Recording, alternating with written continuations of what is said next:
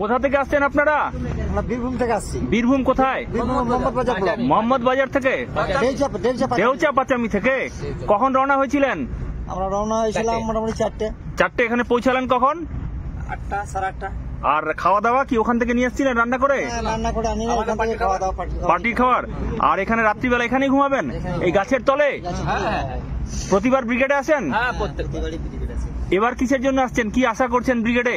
এবার আশা করছি আমাদের সমর্থন বাড়বে, এই আশাতে এসেছি যে আমাদের লোকজন বেশি হবে। এখন তো রাত্রি 12টা বাজে, এই শীতে এইভাবে থাকতে অসুবিধা হবে না? পরিবর্তন করতে গেলে অনেক কিছু প্রয়োজন।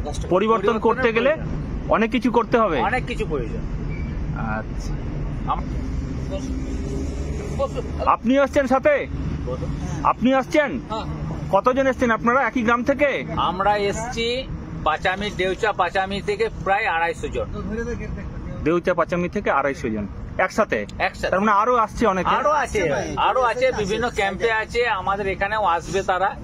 হ্যাঁ, বিভিন্ন ভাবে আমরা ডিস্ট্রিবিউট হয়ে গেছি, তারা আসবে। আমরা আসছি মুর্শিদাবাদ থেকে। মুর্শিদাবাদ কোন জায়গা থেকে? ইসলামপুর থানা। ইসলামপুর। কখন রওনা হয়েছিলেন বাড়ি থেকে? আমরা মোটামুটি 3টের সময়।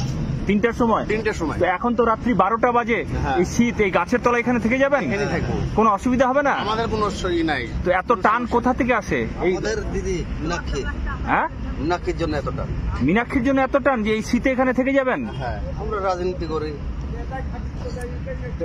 কি মনে হচ্ছে ব্রিগেডে আসলে সমস্যার সমাধান কিছু হবে? হবে বলিতে এসছি।